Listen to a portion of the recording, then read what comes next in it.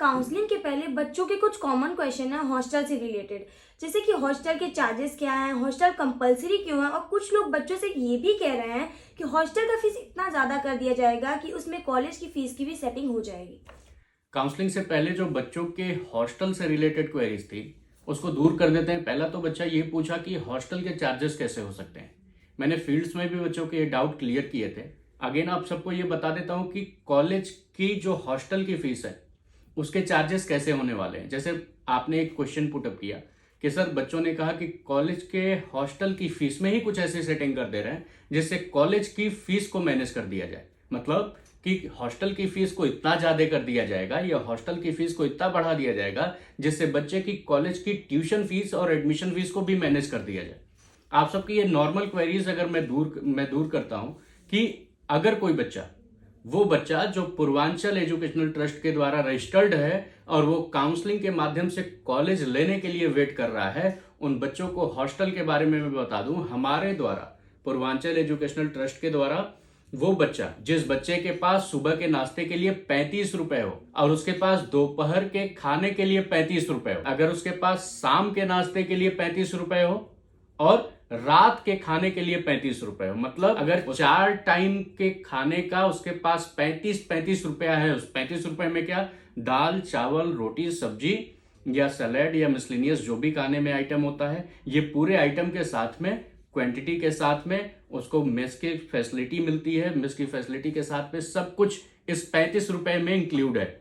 और सुबह के नाश्ते का 35 रुपए जिसमें बच्चे को दाल चावल रोटी सब्जी या जो भी आइटम्स मिलते हैं। मैं आप सबसे एक कॉमन सा क्वेश्चन पूछता हूं, हर बच्चे से पूछता हूं कि क्या आपको यह लगता है कि इस 35 रुपए की दाल चावल रोटी सब्जी, 35 रुपए के छोले भटूरे चावल, इसमें आपको कोई सेटिंग लगती है क्या कि सुबह जो आपको 35 रुपए का नाश्ता दिया जा रहा है या रात में जो आपको 35 रुपए का भरपेट खाना दिया जा रहा है, ये इतना बड़ा अमाउंट है जिसमें मैं कुछ सेटिंग कर सकता हूं या संस्था कुछ सेटिंग कर सकती है? ऐसा लगता है क्या आपको, या ऐसा हो सकता है कि इस जेन्युइन खर्चे में, जबकि मुझे तो लगता है कि 35 रुपए में हमारे नजदीकी गांव के किसी चौराहे में अगर हम चले जाएं और मैं बोल दूं कि मुझे 35 रुपए में भरपेट खाना खाना है, कोई ऐसा खाने की थाली दे दो मुझे या कोई ऐसी मेन्यू दे दो, तो मुझे बदले में क्या मिलेगा कि 25 रुपए 30 रुपए पीस की एक रोटी मिलनी है, जो कि 35 रुपए में कहीं दूर दूर तक कितना भी पिछड़ा इलाका हो ये खर्चा संभव नहीं है जो किसी कॉलेज के मेस में बैठ करके पूर्वांचल एजुकेशनल ट्रस्ट के द्वारा आपको मिल जा रहा है। मतलब कि बच्चे को 35 रुपए का ये जो 4 टाइम का खाना खाना है, अगर इस 35 रुपए को 4 टाइम में मैं मल्टीप्लाई कर देता हूं तो ये टोटल खर्चा आता है 140 रुपया। वो बच्चा जिसके पास 24 घंटे में 4 टाइम खाने के लिए 140 रुपया हो, वो बच्चा हमारी संस्था के द्वारा पढ़ सकता है। और इस 40 रुपए में क्या सेटिंग लगती है किसी को? अब 140 रुपए में खाने के बाद में मैं बात करता हूं रहने का। बच्चों ने पूछा कि हॉस्टल कैसा मिलता है, हॉस्टल कंपलसरी क्यों है? तो अगर हॉस्टल की बात करें कि हॉस्टल कंपलसरी क्यों है, हॉस्टल के चार्ज जो है हमारे बच्चों के लिए वो 60 रुपए से डिवाइडेड है। हमारा बच्चा प्रत्येक दिन 24x7 जो हॉस्टल रहता है, जो कॉलेज का हॉस्टल हमारा बच्चा लेता है, कन्याकुमारी से लेके कश्मीर तक में, या यूं कह सकते हैं कि आसाम से लेके बिहार तक में, जिस भी स्टेट में, चाहे उसकी लाइफ स्टाइल बहुत हैवी हो या शहर बहुत बड़ा हो, छोटा हो, लग्जरी लाइफ हो, लेकिन खर्चे कितने भी बढ़ जाएं, हॉस्टल कितने भी बड़े मिल जाए, हमारे वहां जो रहने के चार्जेस हैं जो हमारी संस्था के द्वारा बच्चों को मुहैया कराए जाते हैं, वो मात्र 60 रुपए में 24 घंटे एक रूम का रेंट, बेड, पंखा और सारी सुविधाओं के साथ में, सारी सुविधाएं जैसे electricity, 24x7 CCTV, guards, library, labs, medical facilities, इन सारी फैसिलिटीज को मात्र 60 रुपए प्रत्येक दिन से हमारा बच्चा इसको जीता है कॉलेज के अंदर। और 140 खाने का और 60 रुपए रहने का ले ले तो एक दिन का कितना हुआ? 200 रुपए।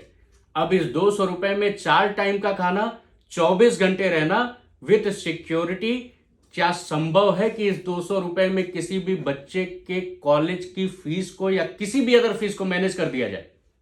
या पूरे प्रदेश में कोई एक ऐसा संस्थान होगा, कोई एक ऐसी संस्थान होगी, चाहे वो कोई होटल संस्थान हो, चाहे वो कोई मैनेजमेंट संस्थान हो, या खुद का उनका घर क्यों ना हो, जो बच्चा 4 टाइम खाने और रहने के साथ में मात्र 200 रुपए में इस खर्चे को कर सकता हो?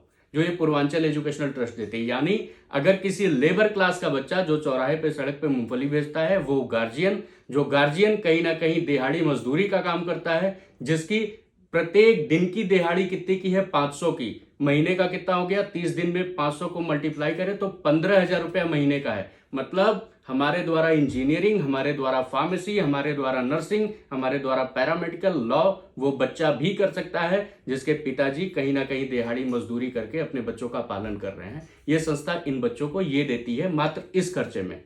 अब इस खर्चे में कोई सेटिंग की गुंजाइश है? दूसरा, किस सिक्योरिटी, सबसे बड़ा पर्पस कॉलेज का हॉस्टल बच्चों को मुहैया कराना क्यों है? सिक्योरिटी के बेसिस पे। वो बच्चा या बच्ची जो गांव के चौराहे से निकल करके, अभी तक कुछ ऐसी भी बच्चियां होंगी जो अपने किसी शहर के, जिले के मुख्यालय तक नहीं जा पाई होंगी, वो बच्चियां प्रदेश से निकलती हैं, वो बच्चियां जिले से निकलती हैं और किसी कॉलेज के लिए जाती हैं।